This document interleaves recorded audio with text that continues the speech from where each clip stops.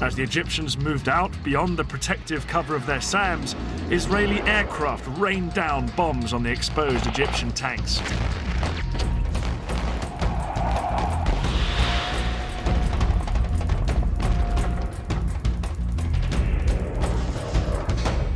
The Israelis' skillful use of their tank guns meant that they pulverized the Egyptians exposed down on the open ground.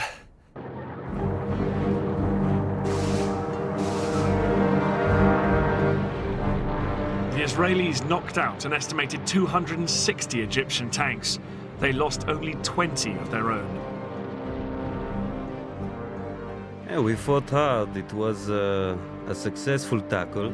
And what made it possible was the fighting spirit of our soldiers. This battle was a turning point in the war. Now the war started to swing in Israel's favor. By October the 15th, the Americans had responded to Prime Minister Meir's request for resupplies. For days, American planes arrived in Israel with huge numbers of tanks, shells, and new planes. Israel was in a much stronger position. Eleazar and his commanders were determined to force the Egyptians back across the canal. They now planned an exceedingly ambitious and risky operation, and a man who would play a key part in it was General Ariel Sharon. Sharon would later become Israel's prime minister, but in '73 he was one of the country's most dynamic generals and immensely charismatic. He just left the army that summer, but when war broke out, he was recalled.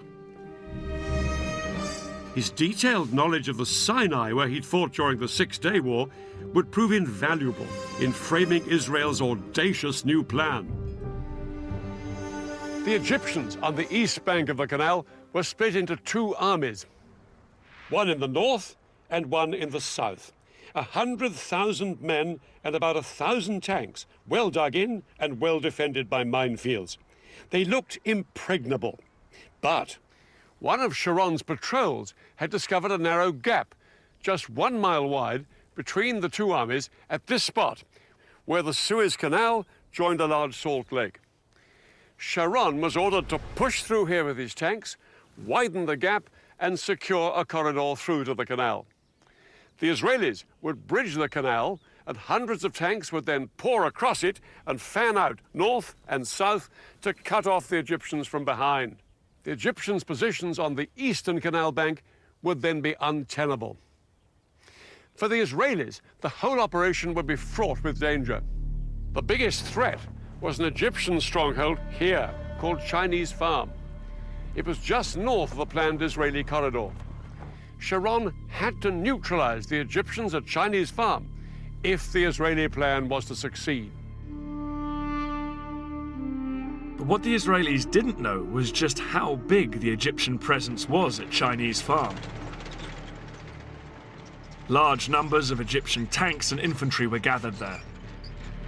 Unaware of how outnumbered they were, at dusk on October the 15th, the Israeli assault force moved in. Sharon's tank crews approached Chinese Farm to make their surprise attack. They moved in from 3 different directions, but the Egyptian position was a lot stronger than the Israelis had expected. A ferocious night battle erupted between the Israelis and the Egyptians. Both sides now faced the same problem. The fighting was at such close quarters that it was difficult to tell who was friend and who was foe. At one point, when my tank had stopped, an Egyptian soldier climbed onto it and asked me in Arabic for a cigarette. He thought we were Egyptians. I bent down and pulled the pin on a grenade and tossed it at him. All night, the Egyptians put up a stiff defense. They disabled Israeli tanks and killed and wounded enemy soldiers. The Israelis realized they faced a tough fight to secure the vital road to the canal. The Egyptians were spread out like a horseshoe. They could shoot at us from 3 sides. It was a carpet of fire, the bullets were everywhere. I thought from here, we are not going to get out alive. This is our death place. Sharon decided to cross the canal before waiting for the Battle of Chinese Farm to be won.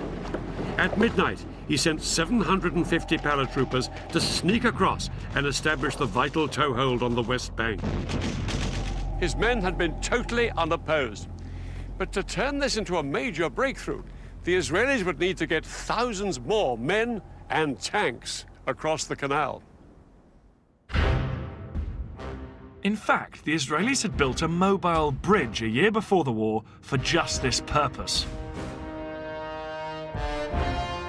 The bridge was 180 meters long, weighed 400 tons, and took 3 days to put together. Once assembled, it was towed on metal rollers through the desert by 12 tanks along the only road down to the canal.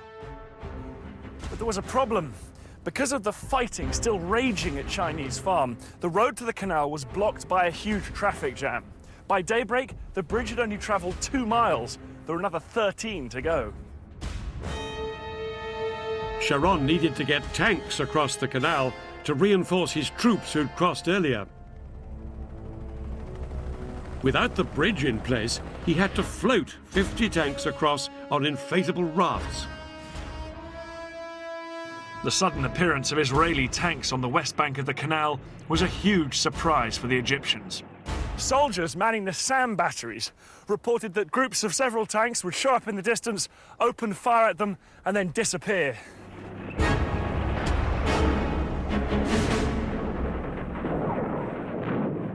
Later that day, on the evening of October the 16th, the Israeli Prime Minister Golda Meir triumphantly told the Israeli parliament their troops had crossed the canal into Africa. In reality, it would be another 2 days before the Israelis secured the corridor to the canal. It wasn't until October the 19th that the bridge was finally in place.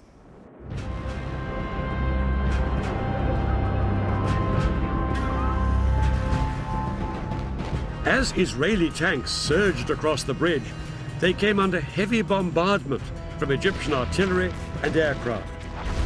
But the tanks pushed on to their first objectives on the west bank, Egypt's SAM missile sites. Once these missiles were destroyed, Israeli warplanes swept into the attack, in support of the tanks fanning out north and south on the west bank of the canal. Egypt's Third Army, here on the east bank, was soon in danger of being surrounded. Shazli urged that some units should be pulled back here to the west bank to fight the Israelis. President Sadat replied abruptly, "No retreat." He believed that reducing forces on the east bank would risk losing everything they'd fought for. But Sadat was ready for a ceasefire.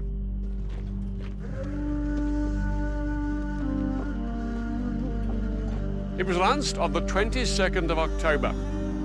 The Israelis agreed to the ceasefire as well, but in reality ignored it and pushed on south to secure more land west of the canal.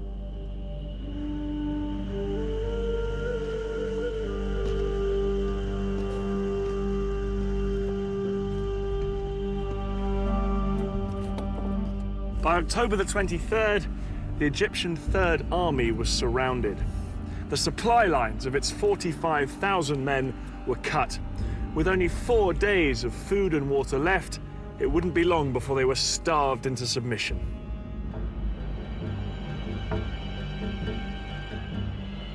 Some Egyptian soldiers were so desperate they surrendered. Others hung on. No food come to us, no munitions come to us, no evacuation of any injured, no water, and we didn't need gas because we weren't going anywhere. And just when it seemed to be over, the war took a dramatic turn. It was at this critical moment that Egypt's most powerful ally, the Soviet Union, made one final bid to help the Egyptians. The Soviet president, Leonid Brezhnev, told the Americans unless they agreed to send a joint US-Soviet peacekeeping force to the Middle East, he would send Soviet troops on their own. The Americans were determined that no Soviet troops would enter the Middle East. In a sudden escalation, America put its nuclear forces on alert. US nuclear missiles were readied in their silos, and 2 aircraft carriers with nuclear strike forces were ordered to the eastern Mediterranean. The implied threat of nuclear war forced Brezhnev to make a choice: to escalate or to climb down.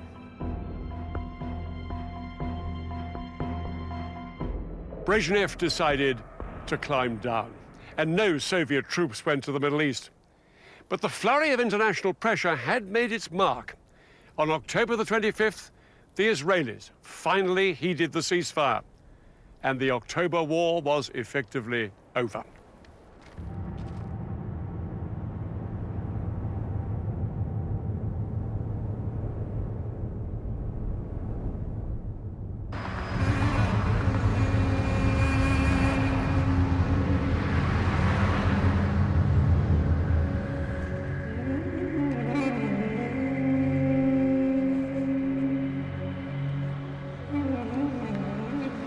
It's hard to say who was the clear victor in this war.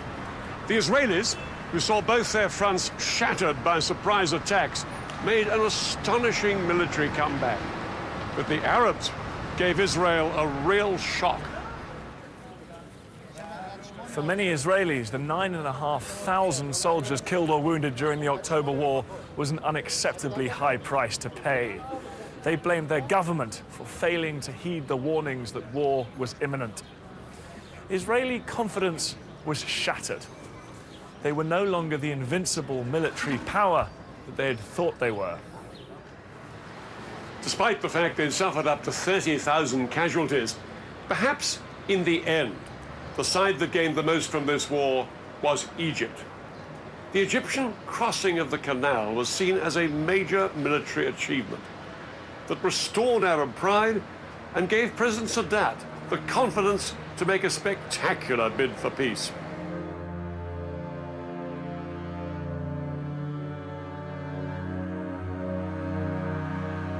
In November 1977, the Egyptian president, Anwar Sadat, arrived in Israel, and in the Israeli parliament in Jerusalem itself, he became the first Arab leader to recognize the state of Israel. ولقد جئت إليكم اليوم على قدمين ثابتتين. Israel and Egypt were now on the road to peace, which culminated in 1982 with what Sadat had always wanted: a complete Israeli withdrawal from the Sinai.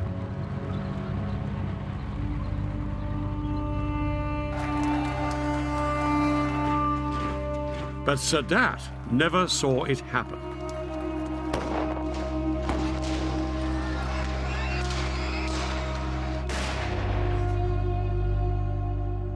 On October the 6th, 1981, the 8th anniversary of the war, Anwar Sadat was assassinated by gunmen opposed to his peace treaty with Israel. The October War had claimed its last victim.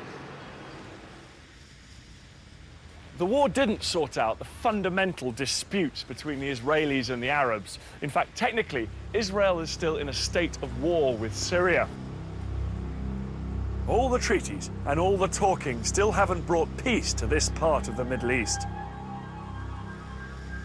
And this barrier is a powerful reminder that the conflict with the Palestinians over who owns the land remains unresolved to this day.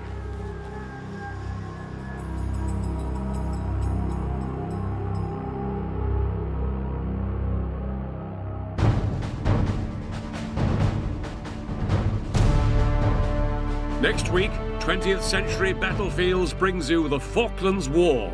In April 1982, Argentina invaded these remote islands and triggered one of the most ambitious military undertakings in British history.